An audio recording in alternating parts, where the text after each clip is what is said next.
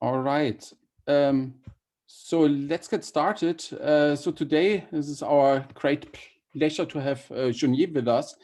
Jun Ye actually has been a somewhat frequent guest, I think, at MPQ over the last years, but it's a great pleasure to have you back this time virtually. And that's, I think, the first time that you're here, maybe virtually.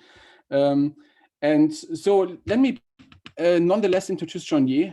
So he actually started off his career in Shanghai, I believe, for his undergrad, and then went afterwards to UNM, so University of New Mexico in Albuquerque, for his master, and then went to the University of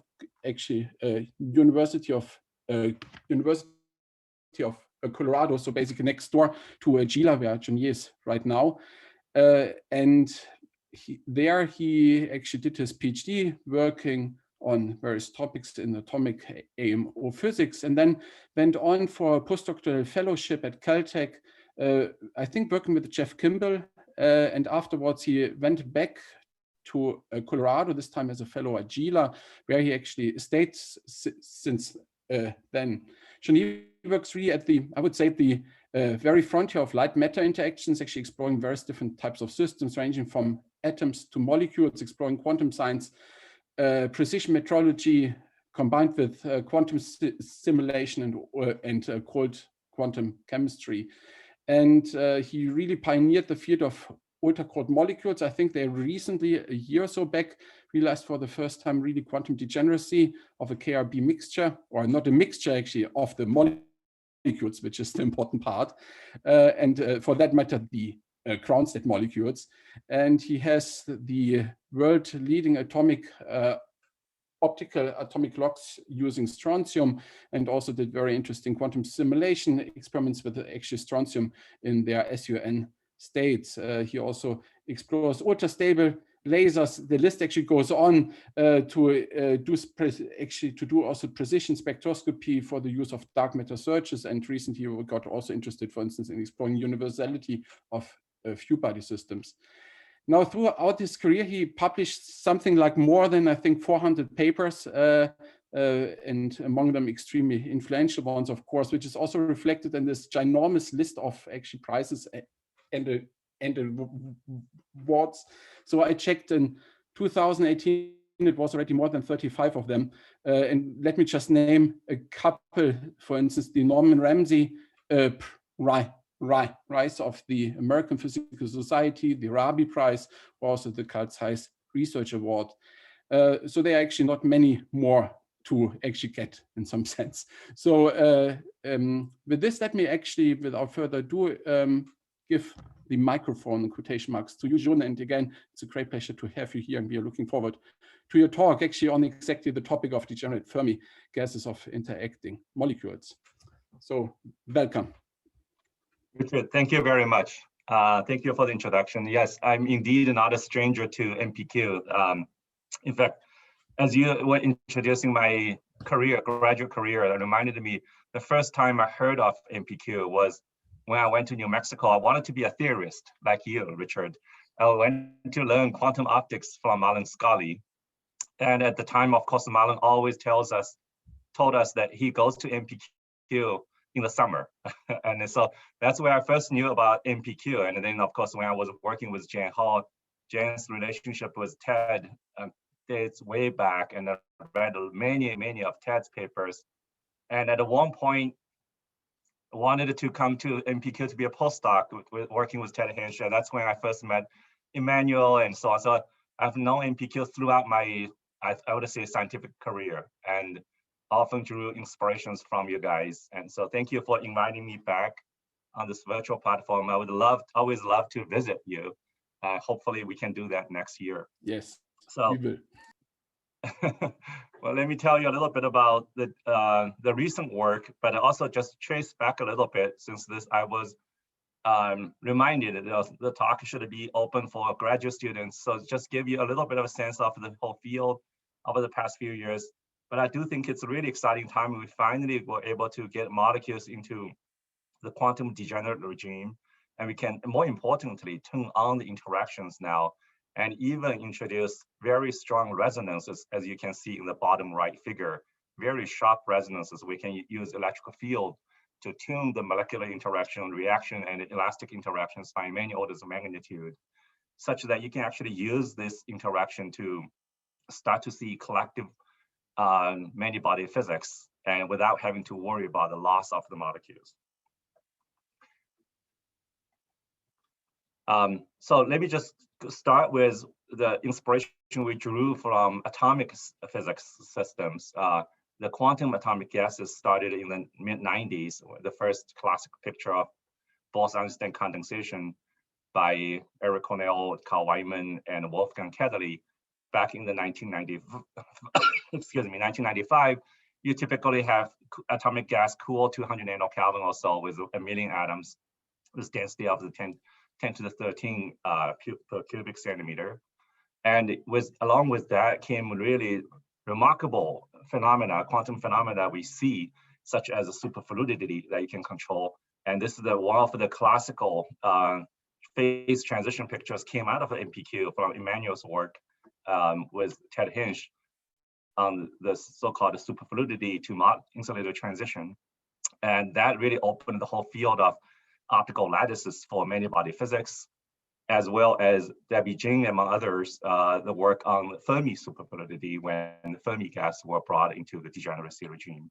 And if you look at throughout these pioneering experiments, you can always see what people have done is being able to control atomic interactions. And in the case of atomic physics, the Feshbach resonance is being a remarkable tool that we use. And of course, you have to control atomic motion. In many ways, the introduction of optical lattice allow you to regulate atomic motion on top of atomic interaction really made the system so rich that condensed matter physicists start to pay attention to these dilute atomic gas systems. So can we do something similar on molecules? In the sense that molecular system would be even richer because of it possesses electrical dipole moment, and they can have long range interactions. Molecules are, of course, in general, are just more complex quantum systems than atoms. And it's the basic constituents of how matters are formed and built up. So if we can control molecular gas, it just opens up more quantum control experiments for chemistry, for quantum information, because of the long range interaction encoding into the many degrees of freedom inside the molecules. And you can say, well, there are dipolar systems available. There are certainly many wonderful groups have been studying atomic and magnetic dipole interactions. And what does the electrical dipole of molecules bring to us? What it brings to us is, first of all, the interaction in principle is a lot bigger because of 1 dBi of electrical dipole moment. And typically you use a 1 Bohr magneton to describe a typical magnetic dipole moment. And their ratio interaction by squaring the dipole moment strength is 10 to the 4th. And then also with electrical dipole, you potentially have a system that you can tune with electrical field, which is unlike a magnetic dipole that's persistent. Electrical dipoles are induced in the lab frame. So you can use electrical field to tune the strength and tune the angle. And in my talk, I will show you now, finally, we were able to tune these interactions with a stable molecular gas with electrical dipole moments. Of course, molecules are rather complex. And in fact, that's how laser spectroscopy of molecules were fascinating, just because you can actually learn so much about various different coupling strengths and how the entropies flows back and forth between vibrations, rotations, and hyperfine interactions, and so on. In order to create molecular gas at a quantum degeneracy, you have to essentially cover the energy scale by 10 orders of magnitude.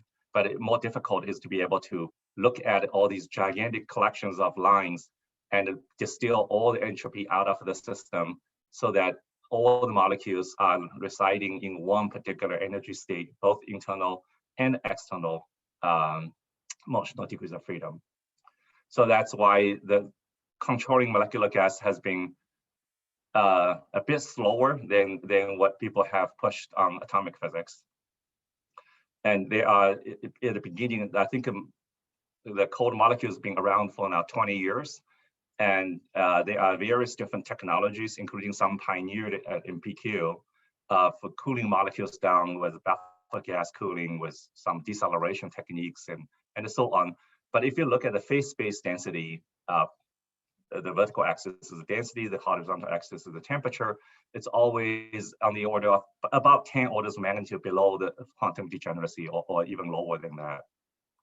So recently there has been a lot of progress on laser cooling of molecules. And then finally we are getting close, it's about 10 to the minus 6 or 10 to the minus 5 phase space density, reminding us of the early 90s of laser cooling of atoms, getting close to the molecular gas.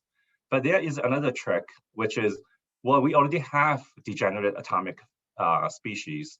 What we can do is actually just synthesize molecules together from degenerate atomic species. And you can, in that way, you can get into the quantum gas of molecules. And I'm going to tell you more about this particular approach of starting with degenerate gas of atoms and doing the chemistry in the quantum regime, putting these atoms, pairing them up into ground state molecules. And this has been a technique that was opened up in 2008, and now I think almost a dozen labs around the world have been able to achieve making ground state molecules in the quantum regime.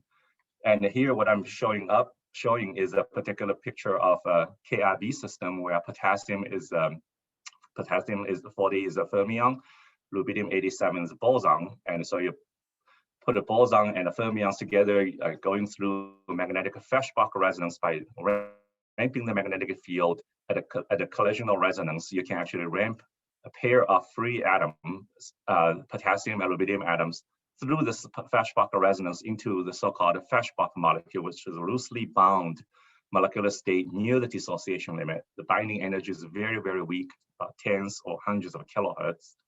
But then you can use a pair of lasers, thanks initially to Ted Hensch, Jan Hall's invention of optical frequency combs. And later on, we can also use cavities to accomplish the same thing. You can use a pair of very different color laser light and still have phase coherence between them, so that you can transfer the molecular state from the loosely bound Feshbach state into deeply bound, or actually in the case of KRB early on in 2008, all the way down to the absolute ground state. And therefore, if you perform this whole entire process in a coherent fashion, then you should be able to not introduce too much entropy into your molecular gas, thus creating a degenerate Fermi gas of molecules. And these molecules are fermion because you're pairing a atomic fermion with an atomic boson, and therefore you're forming a molecular fermion. In 2008, we were not able to generate degenerate Fermi gas. We actually created molecules in the quantum regime with a T over TF on the order of 1.4, 1.5. So it's not quite quantum degenerate, but it's close, where you can study a lot of interesting phenomena already at the time. It finally took us more than 10 years to improve the system such that we can now put a boson and deeply degenerate boson and Fermi systems together. And through this atom molecule thermalization process, we can actually create degenerate Fermi gas of KRB, where the molecule number is actually fairly large, 30,000 at a 50 nanokelvin with a T over TF of 0.3. And you can see the creation process is actually fairly highly efficient. Almost 50% of all the bosons of rubidium,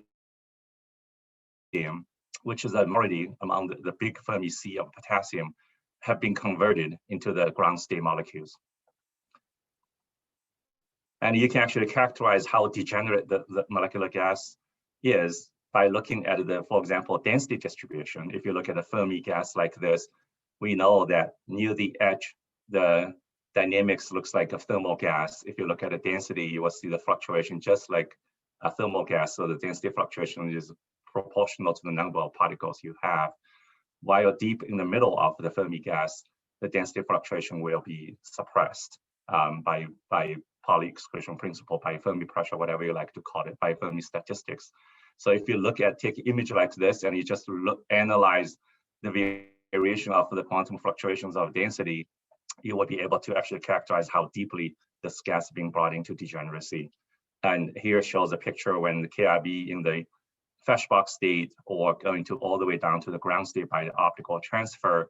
The gray curve indicates the mean number of the molecules, and if this was a thermal gas, the variance would be just like the mean number, because in the thermal fluctuation, the fluctuation variance equals the number of the particles you have. While in degeneracy, of course, in the middle of the most degenerate regime, the fluctuation is suppressed. And from here, you can deduce the T over TF number, which is very similar to what we measure by doing Fourier expansion. And one issue we dealt with 10 years ago was when you create these molecules, they have loss. And so you have a chemistry happening near absolute zero.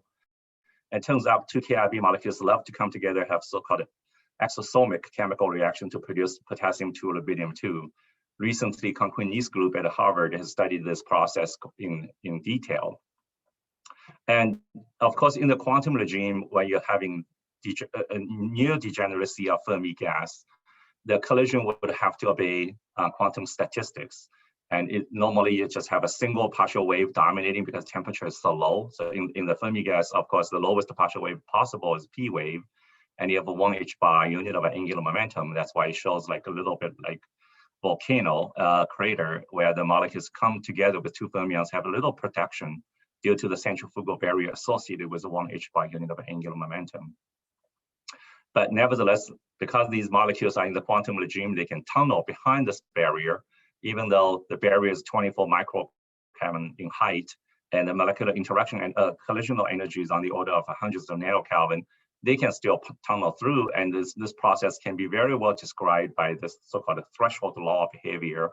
And you can use this very simple equation. N represents the density of the molecules, and it's describing this so-called two-body loss, where you have a beta two-body loss rate coefficient multiplied by density squared, gives rise to the density loss.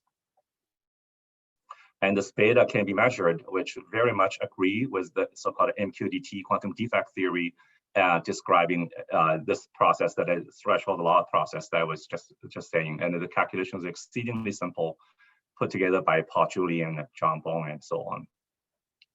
So that was the dominant loss process that we had to deal with. And until you can solve this problem, even though it's somewhat protected with Fermi statistics, it's not strong enough to give you a long-lived molecular gas.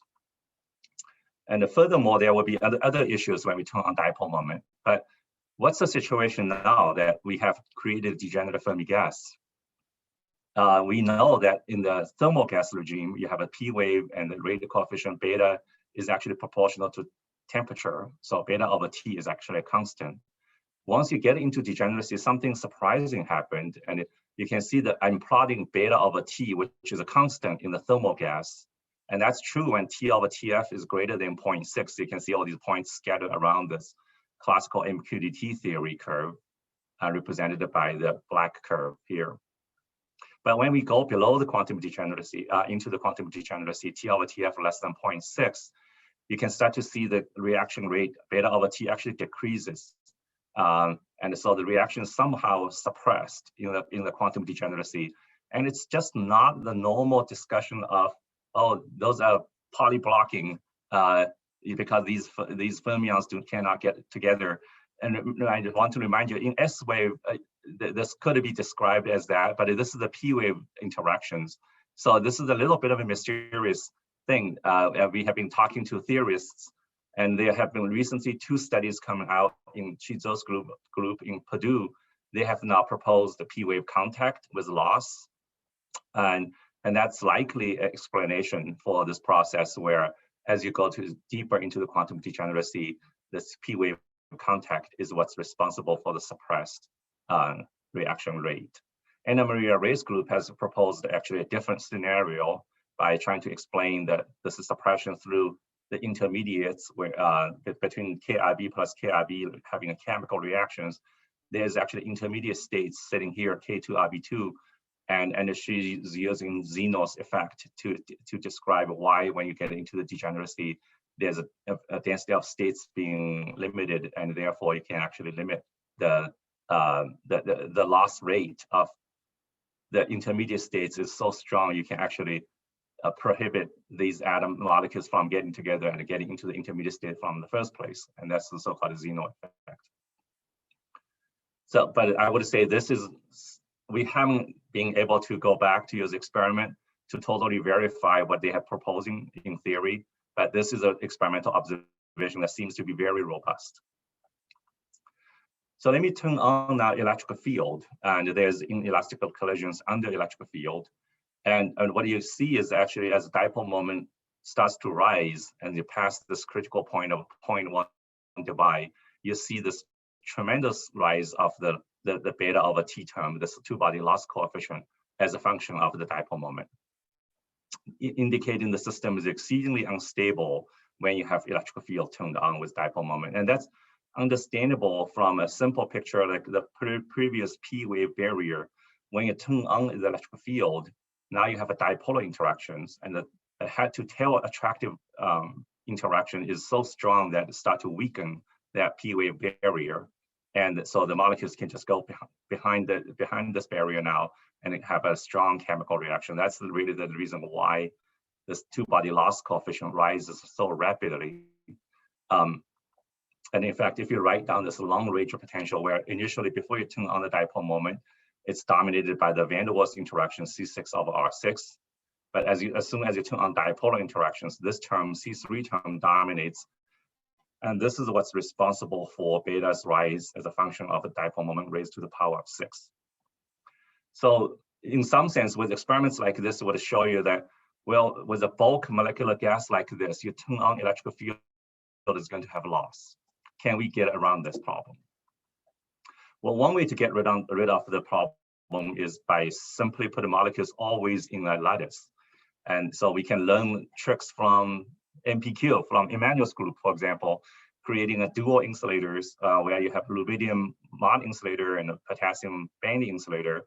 You put them on top of each other, and as long as you find a one-on-one match between rubidium and potassium atoms per lattice site, they are protected, and you can go through your process of a magnetic association and optical coherent transfer. You're creating molecules in the 3D lattice, and they're protected from each other.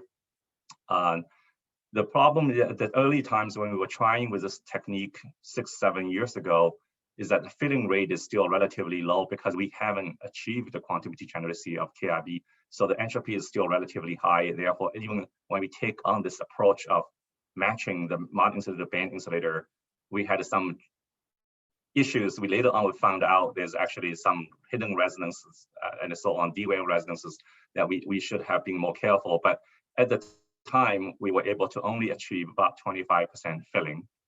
And that corresponds to, well, essentially corresponds to T over TF if you had a bulk gas around 1.2 or so. Nevertheless, experiments like that does shed light that these molecules in 3D lattice lives for a long, long time, just like atomic species do.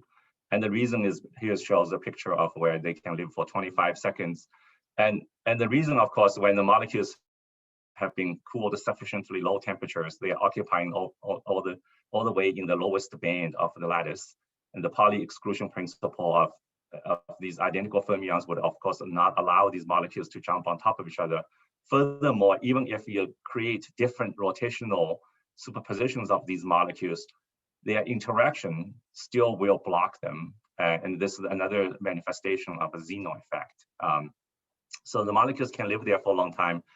And we'll come back the very end of my talk to come back to say, well, how do we turn on interactions to turn this into a really interesting many-body system? But before I do that, I want to go back to the bulk gas, because in some sense, we need to improve the filling fraction. The filling fraction of 20% is not good enough. So I want to go back to the bulk gas and try to really go further. Now that we have created degenerate Fermi gas, as I showed in the first slides, how do we turn on a system where we can add interactions to the KIB so that we can evaporate the gas further down to the lower temperatures, to the deeper degeneracy, and so on. So how do we turn on interaction to KIB Fermi gas? Well, this is our new apparatus that was built in 2016.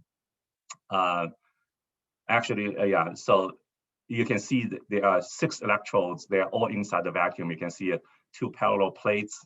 These are ITO electrodes that are transparent for laser beams to go through, but otherwise they actually carry fairly large electrical field, like 14 kilovolts per centimeter, and electrical fields in between. And we have also 4 rods inside. You will have a better picture later to show you why we have 6 electrodes all working together to create tunable electrical field and with reconfigurable gradients as well. And this would be the key technology that we use to use electrical field to suppress the loss and attune the dipolar interactions. So here's a view, and now you can see the 6 electrodes with 4 of them being the rods running into the plane along the z-axis. And we're going to create 2D lattices where you have, I should say, this is a 2D system, the stack of 2D systems, and in which we can tune the electrical field from 0 to 15 kilovolts per centimeter.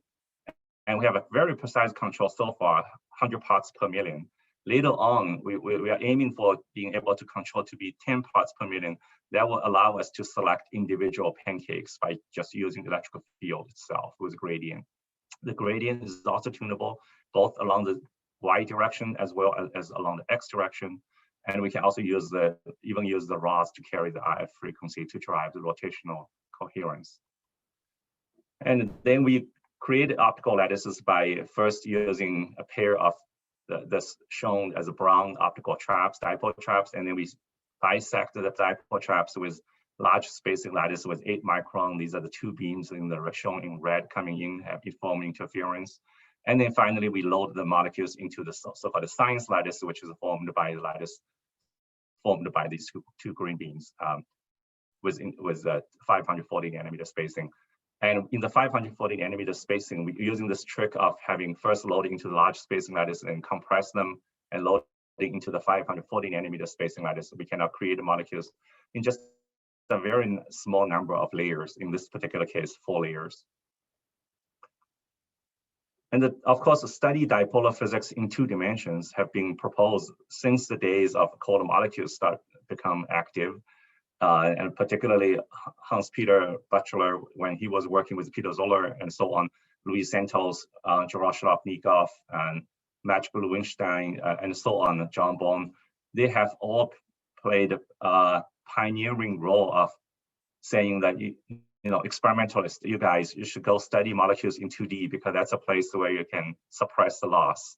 And so, indeed, following their these experimental theory proposals dates back in the, I think, early 2000s, but it took us a while to really catch up. And now we start to enjoy those foresights that they have. We can put these molecules in 2D and you can suppress the chemical reactions. You can study how to tune the elastic dipolar interactions to be much, much stronger than inelastic loss rates. And you can study dipolar evaporative cooling of these molecules. You can study dipolar mediated collisional resonances, hydrodynamics in 2D. And then recently we were able to now, once you've conquered this molecular system in 2D, you can go back to 3D and still enjoy these dipole mediated collision resonances to create a 3-dimensional quantum degenerate gas and study evaporation in 3D. So all of this fairly recent work, just because we finally were able to load molecules with a large enough density in 2D to study these molecular interaction dynamics. The first one I want to show you is the suppression of loss. As you can see, if we turn on the electrical field, not so strong, just create a dipole moment of a 0.2 debye. From theory prediction, of an inelastic ratio would already achieve about 200. And indeed, the molecules start to become long-lived. This is when electrical field is turned on to the 8 kilovolts per centimeter, and still you can see molecules visible all the way out to 8 and 10 seconds. And if you look at this curve, a set of curve like this as a function of dipole moment, or as a function of the electrical field bias you turned on, you can actually see the two-body loss rate coefficient beta goes through a minimum at a 0.2 debye and goes rise up again. You may ask, well, why should the loss go up again? Shouldn't that, if it's in 2D, should the loss always go down as you go to deeper, bigger dipole moment? And that is definitely true if it's a strictly 2D. We are unfortunately in the quasi 2D in the sense that our trap along this Z direction, along the electrical field direction, has only a trap frequency of 17 kilohertz. If you used big enough laser beams and create, for example, 100 kilohertz trapping frequency along this vertical direction, then you wouldn't be able to, you wouldn't be able to enjoy much larger suppression factors. But we are limited by how much intensity we can go through this transparent ITO electrodes. And so we were just trying to be modest. But as you can see, this 0.2 device is actually more than sufficient for us to manipulate the elastic, inelastic collision, and so on, interaction strength. So the first thing we study is dipolar thermalization. If you want to demonstrate there's elastic component of dipolar interaction. So we can, for example, squeeze along the Z direction and watch how the temperature it goes from Z to the X direction, the cross thermalization. The Y-axis is the vertical direction is going into the plane. And here shows the thermalization between the two axes by tuning on as a function of the dipole moment. If you use 0.1 dBi, that's described by this temperature rise as a function of time in the brown curve, in the orange curve. And when you tune on the dipole moment to by factor of 2, the rate of the cross thermalization goes much higher, much quicker, much larger. And if you plot the thermalization rate as a function of the dipole moment, you can see that initially we are limited by some background interaction or even single particle effects. But beyond the 0.1 dBi, you can see this very rapid rising of thermalization rate actually as a function of d to the, by experimentally fitting it, d to the power of 3 of the thermalization as a function of the dipole moment. And you can see that we're tuning on interactions by more than 2 orders of magnitude by just tuning the dipole moment by factor of 3 or so. And what's really important is we turned on the dipole moment to a point where this loss rate is still suppressed, while the orange curve describes the elastic part of the dipolar interaction. The black curve describes the loss rate. So you can see that by the time of tuning onto the 0.2 dBi of dipole moment, the elastic or inelastic rate of the interaction is already a factor of 100. And so we can use that to study evaporation. We have these molecules confined in these arrays of 2D pancakes. And if you do the conventional technique of simply lower the optical trap depth, we won't be able to hold these atom molecules there because these traps were already very weak, rather feeble in the horizontal direction. So what we decide to do is take advantage of these electrodes, creating, for example, transverse electric field gradient by bending this little chip and add escape paths for the hot molecules to escape from these evaporation paths created by using electrical field gradient to weaken the trapping potentials along X direction. And in 2D, of course, a good criterion for evaporation is the number of molecular loss versus the temperature decrease should be less than, take a log scale, should be less than 2, reflects the 2 dimension. And indeed, we can see that this evaporation curve is where you plot number of molecules as a function of the temperature. As you come down, we can achieve about 1,000 of molecules at something on the order of 20 nanokelvin or so. We can actually believe we can continue to, this slope of 1 is very efficient for evaporation in 2D. You know, this 2 would be no phase space enhancement. And we do not see any signature of weakening of the evaporation efficiency, but we were simply limited by our detection capability of by the time going below 1,000 molecules. And we actually believe you can continue to just evaporate this further down. So this is the first time in 2D we can actually evaporate into the quantum degeneracy. This shows the thermal image versus the degenerate image. In the Y direction, remember the Y is the strongly confined direction. There we actually just band map out the molecules. Therefore, we do not see the size gets reduced. But in the transverse direction, where you actually show the thermal energy, you can clearly see it's going from thermal gas into the degeneracy. And of course, you can fit with both Thomas Fermi distribution or with a Gaussian distribution. If you use a Gaussian distribution, you will see that you can fit on the wings, but you cannot fit in the middle of the Fermi gas. That's a typical of that you have a Fermi energy now in the middle. You really have to use a Thomas Fermi distribution to fit it. Another way of actually showing is directly plot out the excess Fermi energy as a function of the T over TF. And in 2D, of course, the picture is actually more remarkable because of the reduced density of states in 2D compared to 3D. Even at T over TF of 1, for 3D, you hardly will see its quantum degenerate. You have to go down all the way to 0.6 or so, 0.5. But in 2D, even at T over TF equals to 1, you can start to see the quantum degeneracy sets in. Okay, so let me also tell you a little bit of control of reactions with electrical field orientation. So what I have told you so far is applying electrical field perpendicular to the plane of the 2D traps.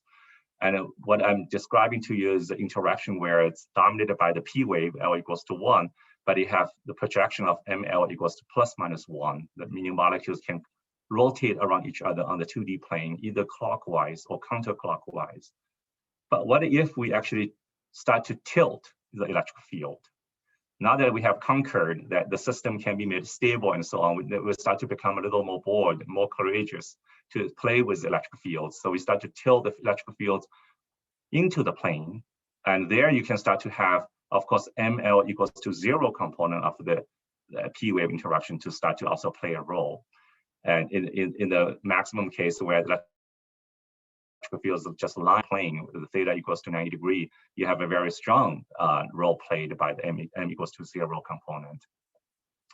And so what's interesting is you can really not only study a single partial wave, you can study the roles of a single component of single partial wave, how they play their roles in the loss, in the chemical reactions, and in dipolar interactions, and so on. And this just shows the relative contributions of various different components of L equals to 1 partial wave as a function of the theta of the electric field. And it's no surprise, of course, the beta coefficient has the lowest value when theta equals to 0, when electric field is perpendicular to the plane, but it goes up by maybe 1 orders of magnitude, but it's still very much manageable that we can actually allow us to plot out these loss rate. And what's really exciting I want to show you is also study the elastic interactions when the electric field is actually in the plane. But for study elastic interactions, we have to find something more. If you just study a system like this, the loss still dominates. If you have the electrical field tuned into the plane, the loss rate dominates over elastic rate, and it makes it very difficult to study two-dimensional cross-thermalization in this situation. So we had to find another trick. Turns out another trick is actually resonance. And you can actually find the molecular resonances with electric field that tuned by electric field. So basic understanding of this is actually fairly simple. This is a rotational energy level structure of the KRB molecule. For any molecules have a rotational ladder like that.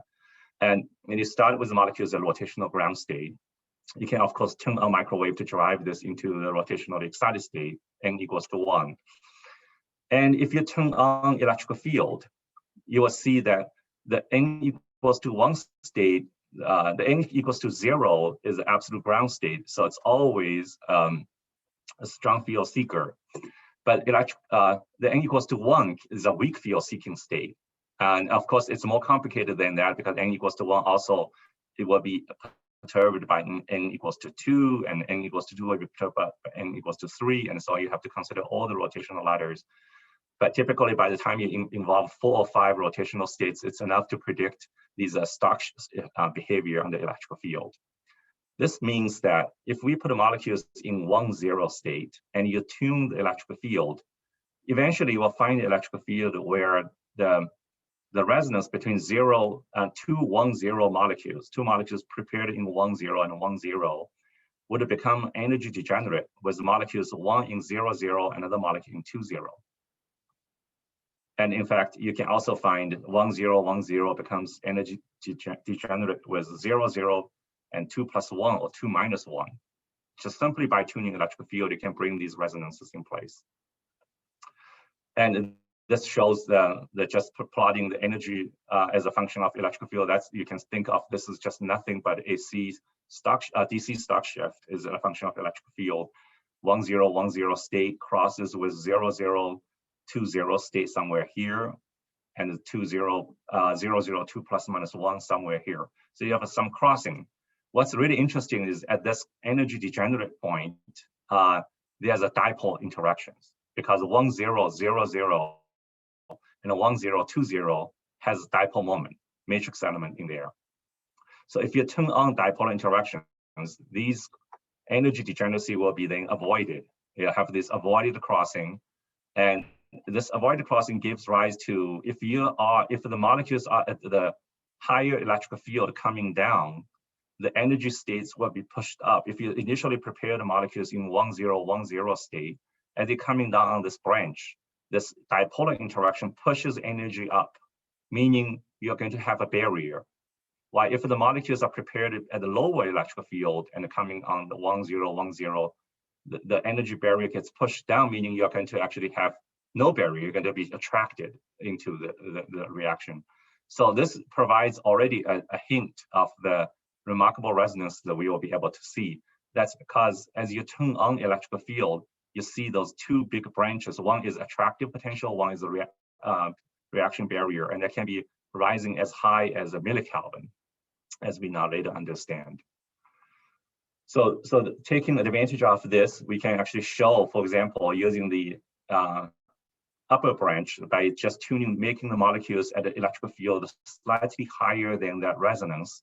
You can see the lifetime gets long to be on the order of 10 seconds or so, with 14 kilovolts or 12 kilovolts per centimeter. While if you just tune the electrical field by less than 1%, go on the other side, and the difference between these two is 12.5 kilovolts per centimeter versus 12.67 kilovolts per centimeter. So tuning by 100 volts per centimeter, you can see this remarkable difference in the long-lived molecules versus extremely short-lived molecules by 3 orders of magnitude. And it plotted this is just the molecular interaction resonances. They are varying this two-body rate coefficient by 3 orders of magnitude by tuning over the electrical field over a few hundred volts per centimeter at a 10 kilovolts per centimeter electrical field. And you can, of course, study this across the entire electrical field, all the way from 0 all the way out to 15 kilovolts per centimeter for both theta equals to 0 and theta equals to 90-degree cases. And it's actually remarkable. The theory done by Gouvin-Creminaire in Paris was able to completely capture our observation, not only the resonances, but also in the background, which is also showing you the dipolar interactions in 2D system. In fact, you see a little hump here indicating this is actually the place where n equals to 1 molecules had the biggest dipole moment, and so on. But what's interesting is, of course, those resonances that we can take advantage of to study the tunable interactions. So because the shielding works for both m equals to 0 component and m equals to plus or minus 1 component of the L equals to 1 h by p wave channel, it gave us the hope that this process, this collision shielding, not only works in 2D, it also works in 3D.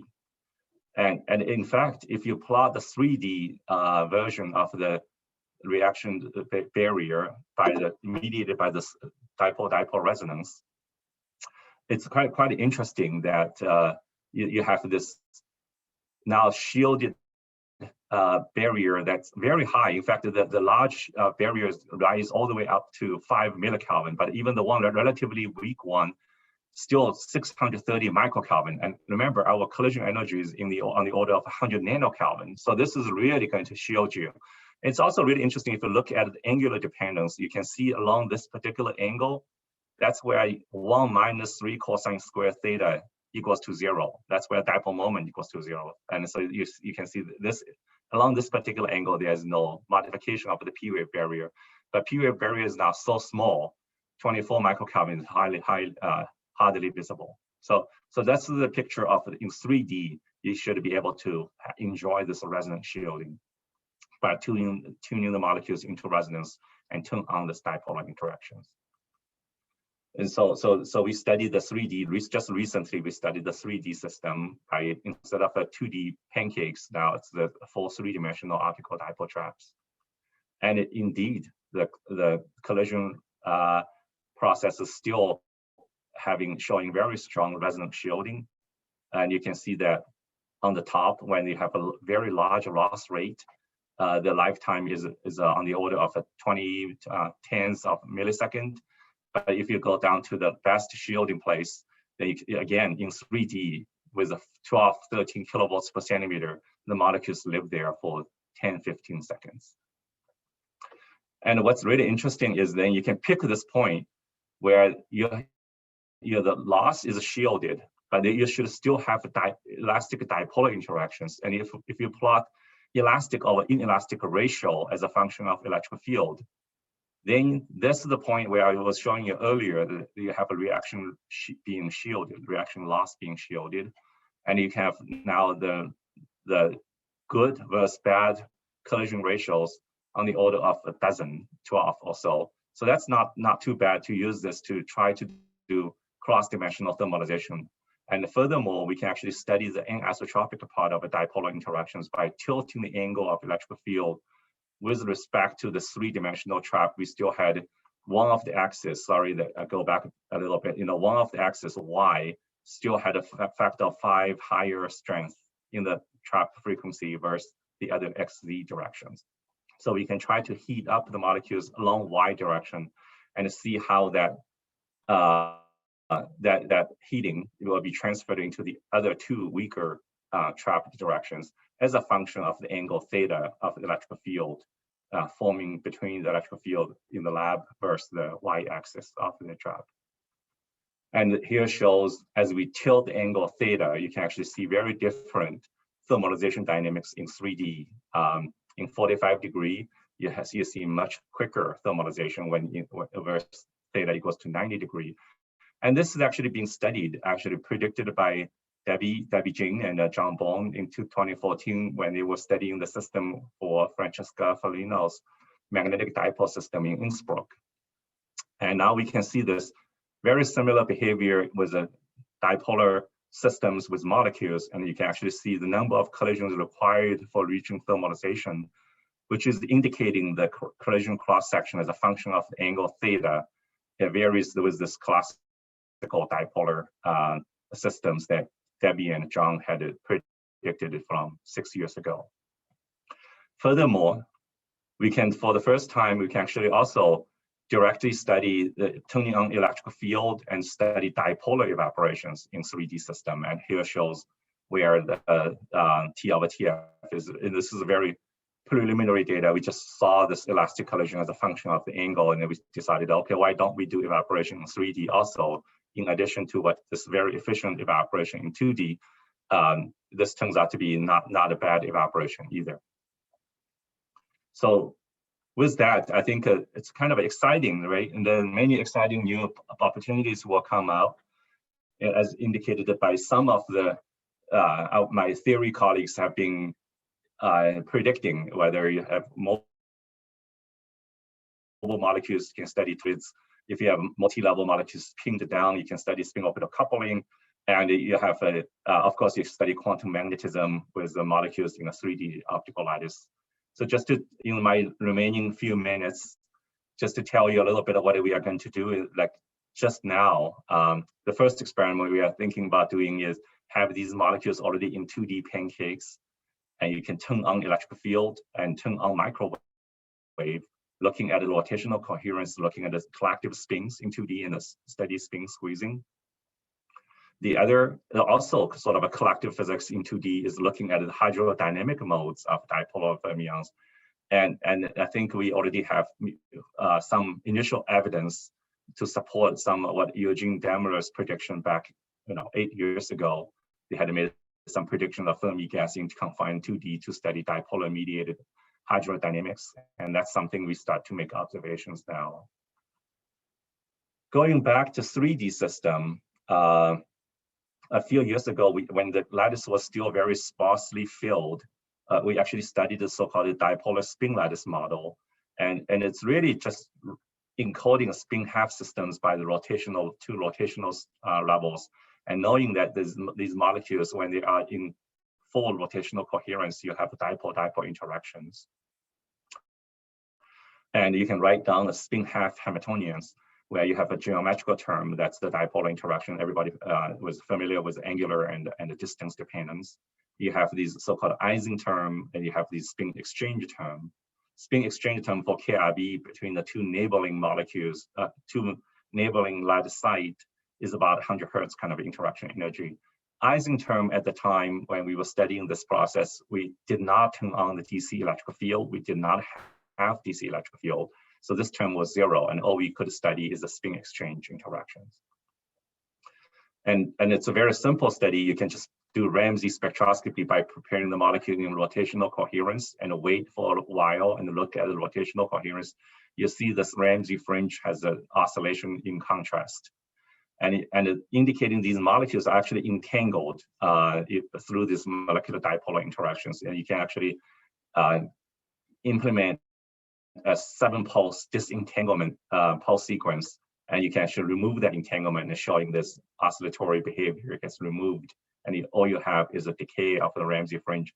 This decay comes from the fact that molecules can have multiple partners, and really it's just not next neighbor. You have a next neighbor. You have the flow above you and the flow below you. It's in a 3-dimensional system, so there's multiple interaction items that's all contributing to the actual decay of the Ramsey contrast.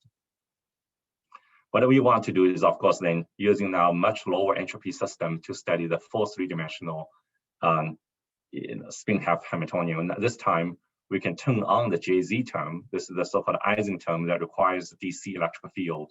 So we will be able to actually look at the phase transition by looking at the electrical field, where the strength of the spin exchange and Ising terms can change its role as a function of the electric field. And it will be interesting to look at the transport and localization behavior of these molecules. That's something that Emmanuel's group have done, and among others who have studied neutral atoms. With the molecules, of course, it will be a richer system with the long-range interactions. You can also, just like in atomic physics, some groups have created exotic lattices. I remember whenever Emmanuel gives talks about lattices, he always shows a picture that Ted Hinch plays in his home lab, creates all kinds of lattices using holographic interference or whatever. Imagine these kind of lattices can be shined onto the molecules and study the transportation and localization problems. That would be fantastic. And with long-range interaction, with fluctuations, this is going to quickly turn into almost like a real material system. And then, of course, you can also talk about spin-orbital coupling. With recent resonances giving us another angle where you can produce pair projections using shielding resonance, like I described, 1, 0, 1, 0, 2, 0, 0, 2, 0. You can also, molecules enjoy many internal levels. So there's infinite possibilities to do microwave dressing and Foucault dynamics and so on. I think with that, my time is up. I think I've been talking for over 50 minutes now. But I just want to thank the group, Kyle, Will, the 2 incredible graduate students, and Luigi and Giacomo. Giacomo came from Lens. He's now returned to Berlin. He's in Berlin now. Luigi also has moved on, and Jun Lu is a postdoc, joined us a year and a half ago, maybe 2 years ago, from Wolfgang Ketterle's group. And these 5 people, 2016, when we rebuilt the system, we would not have thought we would have made so much progress in the last 5 years.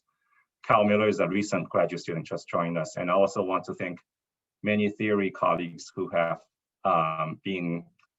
continues to push us forward, even though that some of the experimental progress are just coming on speed, catch up with what they are predicting back 10, 15 years ago, but now they're laying out a new set of predictions. So, but it's inspiring to continue to be engaged with the theorists and thinking about what's coming with molecules. Thank you very much for your attention. Thank you very much, Jun, for this beautiful talk. And maybe on behalf of the others, I will give you my virtual applause. So thank you very much. So we have time for questions from the audience. I propose we start. If you have a question, maybe raise your hand either, or basically you can also just unmute yourself and speak up. Maybe I stop share so I can actually see your face. Jun, can I ask a question? Yeah, hey, Emmanuel. Great talk. Thanks for sharing these beautiful results with us. So I was wondering, in the 3D evaporation, what limits you right now in the T/TF that you showed the result with the resonant shielding and 3D evaporation result? You showed yes. T/TF maybe a little bit lower, but what's limiting right now to cool to lower temperatures? Yes, the two things are limiting us. The first thing is the creation. Turns out that slope that in the 3D evaporation, that slope is 2. And as you know, the slope in three dimensions, you want the slope to be less than 3. So at least the slope is 2. So it's good evaporation. And what's limiting us is the initial condition compared to when we first created degenerate Fermi gas without any electrical field. We can actually have 30,000 molecules. Here we have to create molecules with electrical fields presence. And as soon as we are creating because our stir-up process can only allow us to create molecules at 4 kilovolts per centimeter, and it's a practical limit. It's not a theoretical limit. It's because our laser, tunabilities and so on. And so as you tune the electrical field, of course, the frequencies start to move around, and so you have to be able to tune sidebands on your laser, and that's something we want to upgrade. And in order to go to the shielding field, which is a 12.5 kilovolts per centimeter, you have to ramp the electric field from 4 kilovolts per centimeter to 12 kilovolts per centimeter. That ramp takes about 10, 20 milliseconds to do. And that's something actually is limiting us. This is the same electric field stuff that I think I talked with you earlier on, well, Christoph, actually, at the time when your experiment was run by Christoph, we were discussing how to turn on electric field and so on. And that's during that ramping process, we have some loss. And that is the reason why the T/TF is big, is like a 2 or something instead of a 0.5. And that's something we hope to overcome when we have new sideband controls of lasers, so we can create molecules right at 12 kilovolts per centimeter, and hopefully don't have to ramp electric field and go right into the evaporation. And the second is, of course, the second limitation, of course, the gamma ratio, the elastic over inelastic ratio is only 12. So compared to normally do evaporation, you want to be something really good, like 100 or something. But what my hope is, if we can solve the first technical problem, and you can start evaporating when the molecular gas is already created at a T/TF of 0.6 or something like that, by just having really good atomic conditions, then a little bit of evaporation like that, even with 10, and would help. And furthermore, remember, we have that mysterious help. When you go to degeneracy, gamma actually goes down. So it feels like once you go below 10 to T/TF of 0.6, there's this extra suppression somehow will be helping you by maybe the D-wave contact and something like this. And so I think it's just unexplored, but that's something we are working on, is trying to create molecules at the field where the resonant shielding is already effective. Can I just ask a quick other question? The spin liquid you mentioned at the end, that assumes a unit-filled lattice, or how cold you have to be to, I mean, you just showed the field axis for this dipolar spin model, but I mean, did that assume a unit-filled lattice and then that a certain spin temperature, or what did that assume in terms of? Yeah, I think we assume like at least the 90% filling in the lattice. Okay, cool, thanks. Well, the other thing that we wish to have is like what you have a microscope objective. Right now we have two sites. So you know the question you raised is an important one. How do we verify how the filling and so on? So that what we don't have the capability of seeing quantum gas microscope now that we can do 1-2D lattices and so on. But we only have 2-site resolution, not a single site resolution. We have a 1 micron resolution. So that's something we want to improve. The hope is that using electrical field addressing, you can use the electrical field gradient to tune and you maybe use this to be able to see side-by-side imaging. But nevertheless, that's not as ideal as if you just had a microscope objective good enough to just see single site. We have a question from Jun Ye. Hey. Yes, hi. Hey, Jun, thanks for the nice talk. I'm wondering, what's this limiting the gamma ratio in 3D to around 10? Because you have really high electric field there. I expect pretty strong dipole interaction. Why cannot reach higher ratio? That's actually, you are right. If these molecules were in the ground state, the dipole moment would be huge. But remember, we are actually, the molecules are actually in the 1-0 state.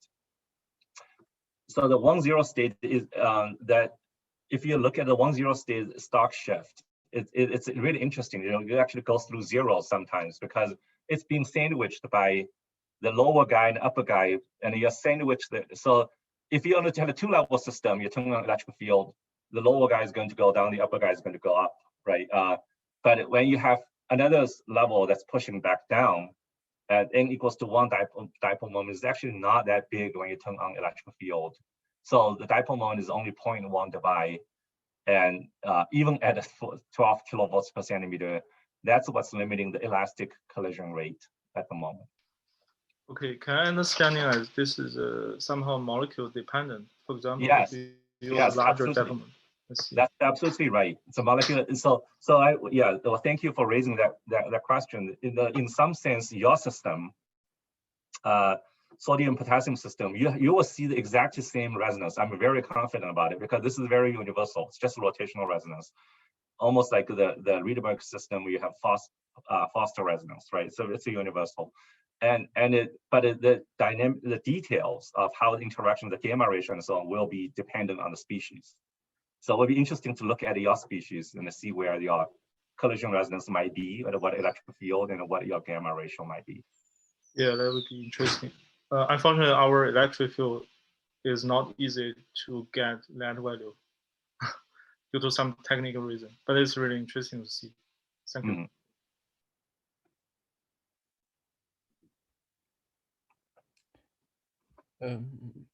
Maybe Jun, let me ask also one question.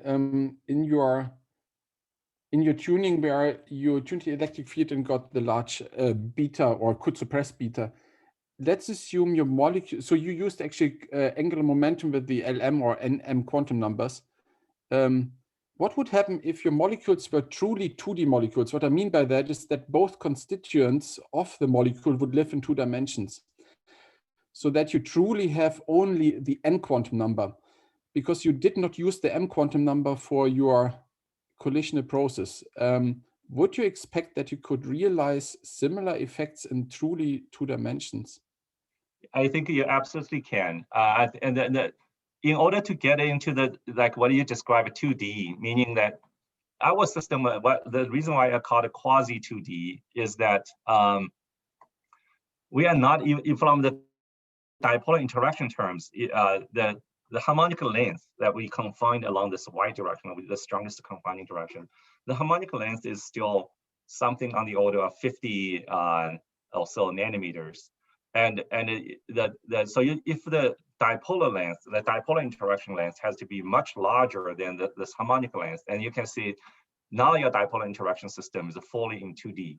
Right now, the reason why the beta term still goes up as I turn on dipole moment is because our system is not in fully 2D, that the dipolar interaction length becomes so big that you can, interaction becomes so strong compared to the thermal energies and so on, and yet it's not strong enough to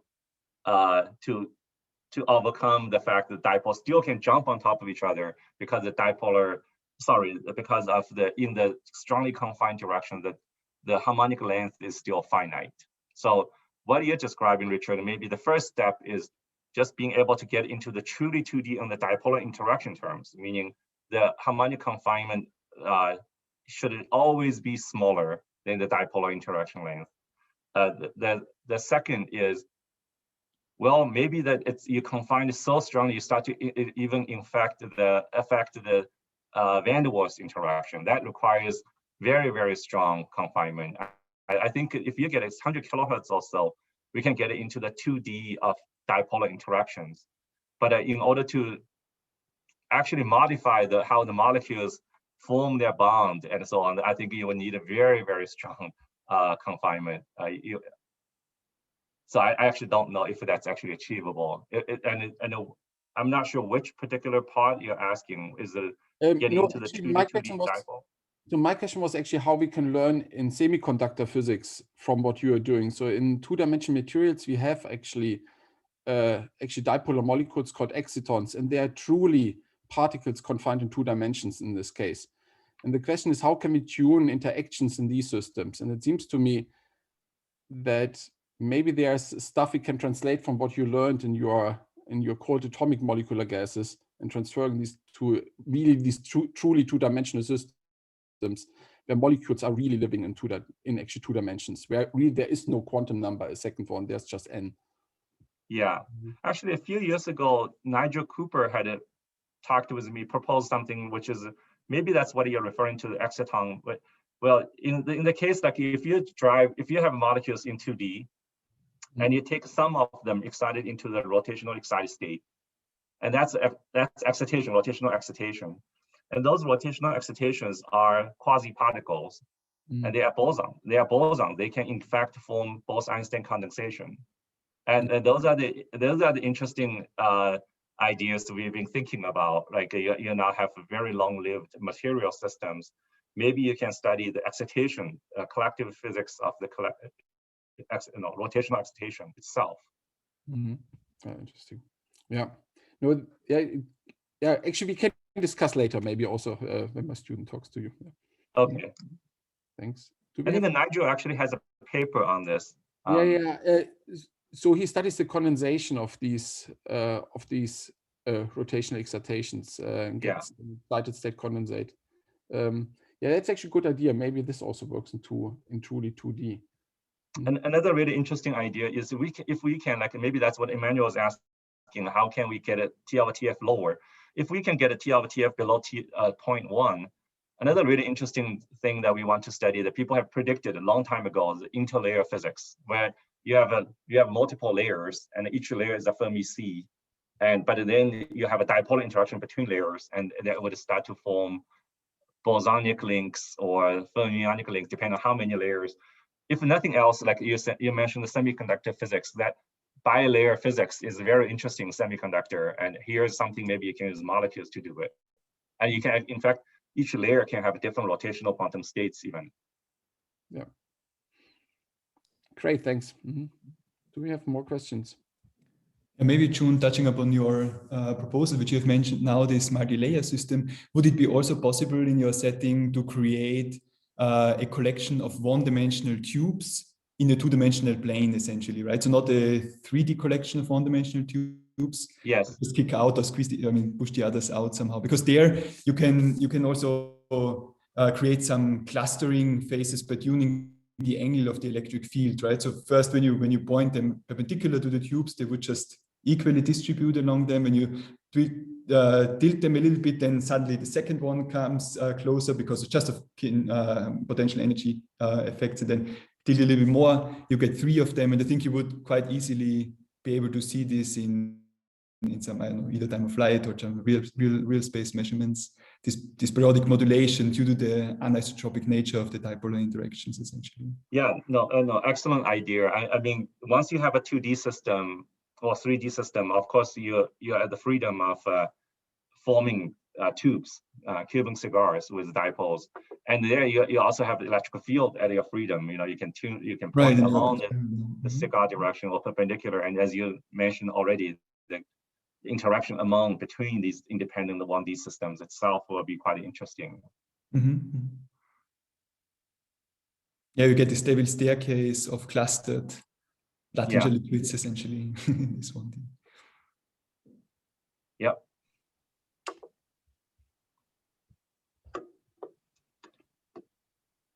Maybe let me take the chance to ask one short last question. In your study of all these inelastic processes, did you learn anything about how in cold atoms we could win against three-body loss? So if you go to strong interactions, and I think we are still hindered in all these Bose-Fermi mixtures and so on by three-body loss. Did you learn anything do you have ideas how maybe with molecules one gets around these problems? The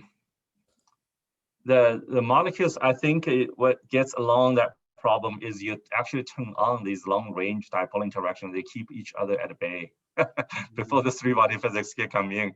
And that's, that's a very simple-minded answer from experimentalists. Sorry, Richard. But actually, when we were early days, when we were preparing KRB polar molecules, we did have to study a lot of three-body physics where 2 potassium reacting with rubidium, 2 rubidium interacting with 1 potassium, and so on. There was a bunch of 3-body systems that how the 2 bosons, if you have indistinguishable fermions, you can actually suppress the 3-body system while you have 2 bosons, you will attract the rubidium into the KRB and so on. But with the molecules, we have not studied any 3-body physics. If that's what you're asking, I think so far that we are just starting to turn on the before, I would say 3-body physics was buried. Before the molecule was so lossy that it just boom, exploded. So there's no chance to really study 3-body loss. But now we start to sort of stabilize the 2-body against the 2-body loss. Perhaps the system is stable enough for us to look into more detailed loss mechanisms. But I would imagine, the long-range dipole interaction would dominate. But when you think about it, you would mix your ground state molecules with neutral atoms. Do you have any feeling for if maybe in these systems one would have reduced 3-body loss? Let's suppose I want to study a mixture of non-interacting bosons with your fermionic molecules. What would be going on? Can we avoid 3-body losses there? I think it's probably in Shengyu's system, when they are still studying Feshbach molecules, you have a molecule-atom interaction come together. The Fermi or Bose statistics between those 3 particles will play a role. That's something we studied in the KRB. But once you make a ground state molecules, that is really very different from atom, and you no longer have any quantum statistics there. What you will have is a genuine chemical reaction. What we see is, for example, if you put a potassium in your KRB, they just chemical react away. They become potassium 2. And it's a real genuine chemical reaction instead of 3-body physics, because it's so deeply bound, these molecules. Okay, yeah, makes sense. Thank you. So if we don't have any further questions, I would like to thank Jun again for this really great talk. So thank you very much. Well, thank you. And actually, we are also very glad that Jun, you agreed also to actually talk to a couple of our students and actually group leaders and so on in your basically late morning. So thank you very much for that. And just for those who have meetings with Jun, these will take place here using actually our links as provided. And I think the meetings start in about, I think it was in 1 hour. Barbara, maybe you can. Now you got me. I don't have the plan right there, but yeah, I do. I have the plans. I think you start your time 7:30 your time. Yes, I meet with Arthur first. Yes, perfect. So with this, let's thank Jun again. You already gave all your hands, and thank you very much for stopping by. Great. So see you soon, and I think we can also stop the recording now. Thank you very much. We're drinking beer next time in Garching. Yes, hopefully.